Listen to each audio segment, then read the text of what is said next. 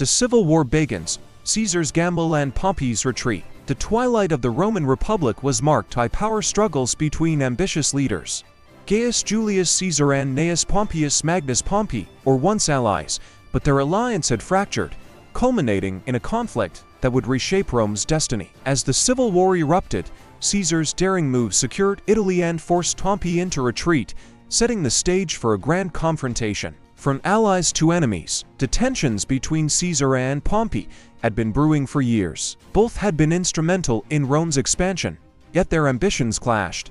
The death of Crassus, the third member of their political alliance, had removed a crucial balancing force. The Senate, wary of Caesar's growing power, sided with Pompey, leading to an inevitable showdown. When Caesar crossed the Rubicon in 49 BC, it was more than an act of defiance, it was a declaration of war. The march on Rome. Caesar's strategy was bold and calculated. He knew that controlling Italy was essential before engaging Pompey's forces abroad. His rapid advance caught the Senate off guard, forcing Pompey and his allies to flee to Greece. Caesar's march was not just a military maneuver, but a psychological play. He aimed to win hearts and minds, showing that he was not a tyrant, but a leader who sought stability. The battle for Ilerda. Before confronting Pompey in Greece, Caesar had to neutralize his forces in Spain. The campaign around Ilerda was crucial in this regard. Caesar's forces found themselves in a precarious position, cut off from supplies and reinforcements. However, his ingenuity turned the tide. By constructing small boats model after those in Brittany, he secured a crossing over the river Sicoris, stabilizing his position and regaining the strategic advantage. A test of endurance. Meanwhile, Massilia, modern-day Marseille, remained a stronghold for Pompeian forces. The city's defenses and naval strength posed a significant challenge. Brutus, commanding Caesar's fleet, faced a well-equipped enemy. Despite being outnumbered, his men's superior training and discipline led to a decisive naval victory. Massilia's eventual surrender demonstrated the effectiveness of Caesar's siege tactics and his ability to integrate naval and land operations seamlessly. The fall of Afranius and Petreius.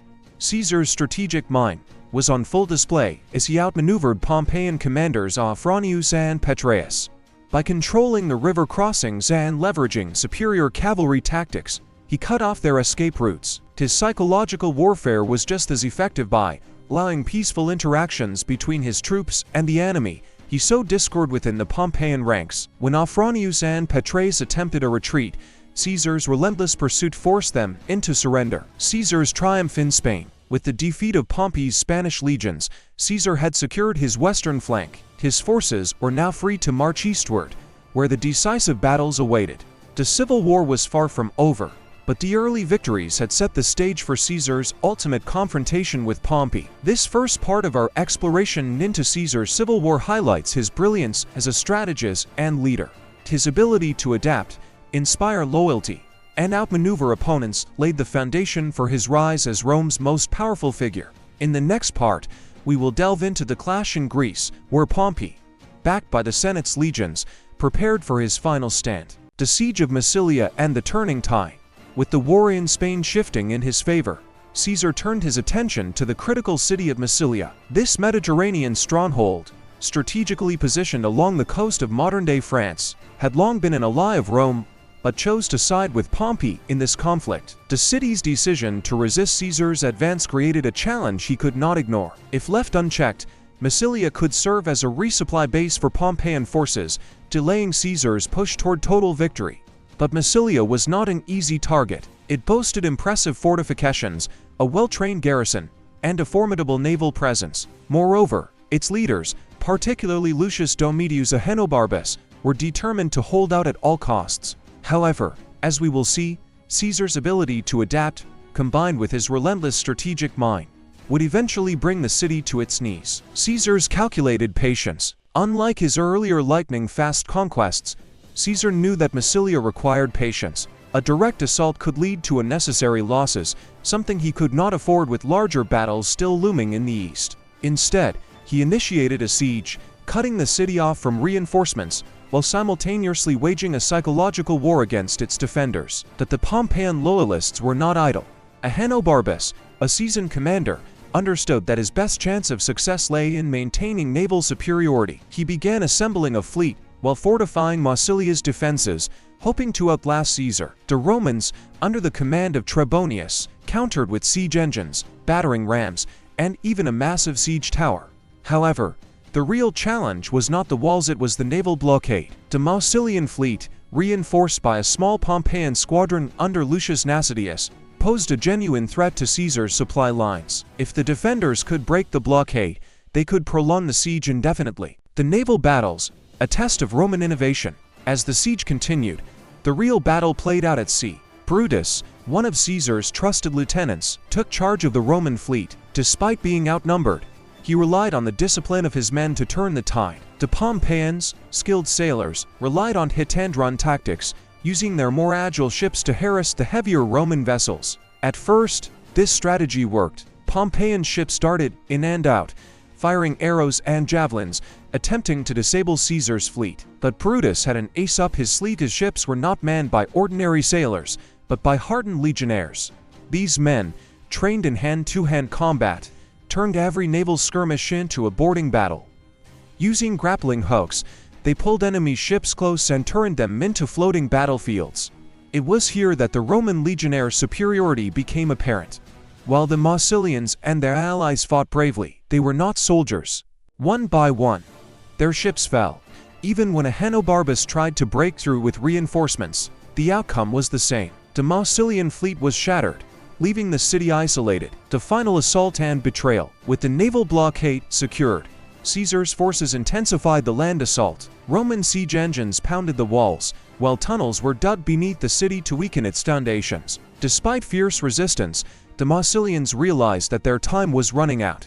In a desperate attempt to negotiate, they asked for a truce, claiming they would surrender to Caesar personally.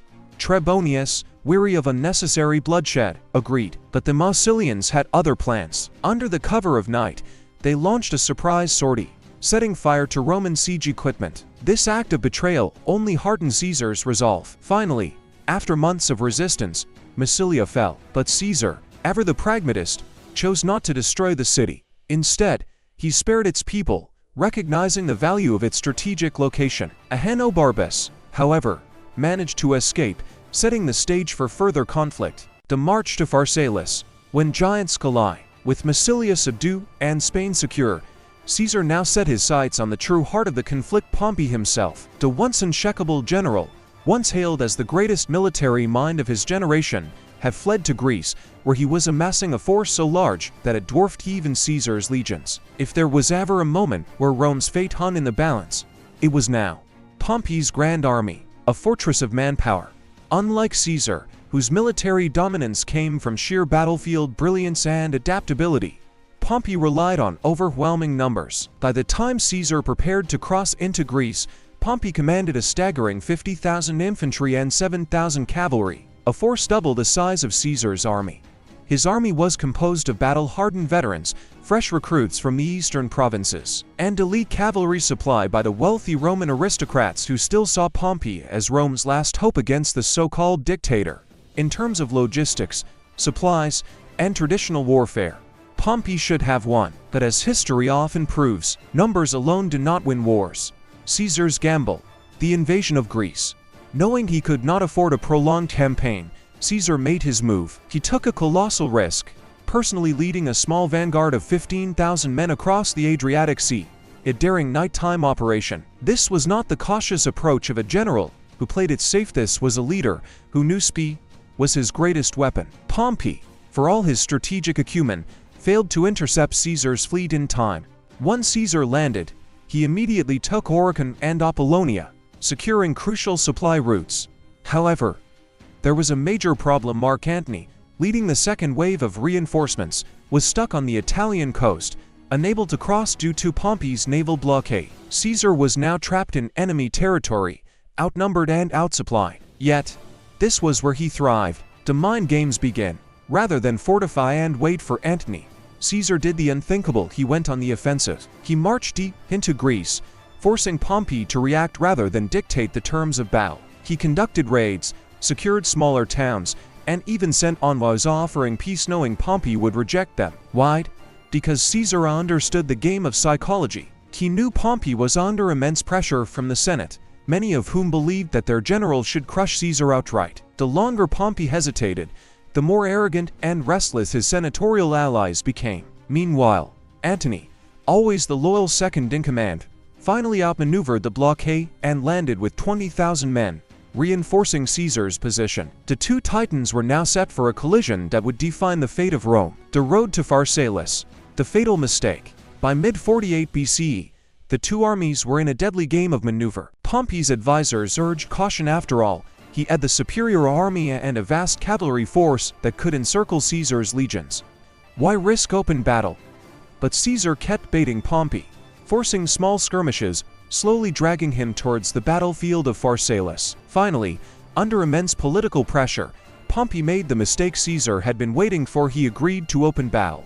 What happened next was not just a clash of armies, but a masterpiece of battlefield strategy that would cement Caesar's place in history. The Battle of Pharsalus, Caesar's genius unleashed. The morning of August 9, 48 BCE, dawned upon the plains of Pharsalus. Two colossal armies stood face to face, their banners waving in the hot summer air. On one side, Pompey the Great, commanding the might of the Roman elite, outnumbering his enemy and confident in his victory. On the other, Julius Caesar, the battle-hardened general whose reputation had been built on defying the odds. For Pompey, this was the moment to end the war. For Caesar, it was a moment to change history. The armies take the field. Pompey's strategy, a safe and certain victory. Pompey had every advantage: 45,000 infantry, 7,000 cavalry, and a favorable defensive position. His plan was simple: hold the line with his infantry, let Caesar attack first, use his massive cavalry force on the right flank to sweep around and encircle Caesar's army. Once Caesar's men were surrounded, crush them. This was textbook Roman warfare: sound, methodical, and supposedly foolproof. Caesar's plan, reading Pompey like a book. But Pompey had underestimated the man he was facing. Caesar knew Pompey's tactics. After all, he had once served under him. He anticipated the flanking maneuver and devised a genius counter-strategy. He placed his best veterans in the center, knowing Pompey's main infantry would hesitate. He deliberately held back his cavalry, allowing Pompey to think his left flank was weak. In secret, he placed a hidden fourth line of elite legionaries behind his main infantry, a unit of 3,000 men, who would wait until the decisive moment. The trap was set. The clash begins. Pompey's plan unravels. As expected, Caesar's legions advanced first. Pompey's men, holding their ground, absorbed the charge. But instead of pressing forward, Pompey stayed defensive, waiting for his cavalry to deliver the killing blow. On Pompey's right flank, his 7,000 cavalrymen charged, outnumbering Caesar's horsemen 5-1. Victory seemed certain. Then Caesar sprung his trap. As Pompey's cavalry smashed into Caesar's left flank, they suddenly met no resistance. Caesar's cavalry retreated deliberately, drawing Pompey's horsemen farther away from the battlefield.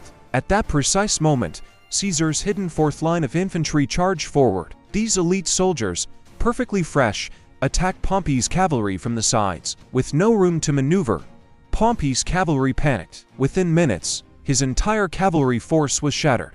The flanking maneuver had completely failed. The collapse of Pompey's army.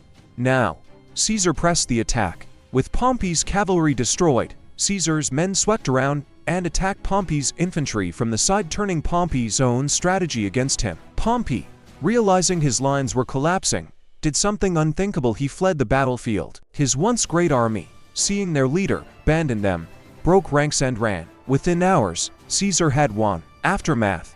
The fall of Pompey. The Battle of Pharsalus was not just a victory, it was a masterclass in battlefield strategy. Despite being outnumbered to 2-1, Caesar had used psychology, deception, and timing to obliterate an army that should have beaten him. Casualties. Pompey lost 15,000 men with another 20,000 captured. Caesar, barely 1,200 men. Pompey fled to Egypt, hoping to rally support, but instead, he was betrayed and assassinated by Egyptian officials who hoped to gain favor with Caesar. When Caesar arrived in Alexandria and saw Pompey's severed head, he was reportedly disgusted, weeping for his former ally. But there was no turning back. Caesar was now the undisputed master of Rome. Rome's fate sealed. Pharsalus was not just a battle, it was the death of the Republic. With Pompey gone, Caesar would go on to reshape Rome, paving the way for the rise of the empire. But his triumph would not last forever. His greatest victory would also seal his fate, because in just a few years, the name Julius Caesar would be spoken not as a ruler, but as a man betrayed and assassinated in the Senate itself. But that is a story for another day.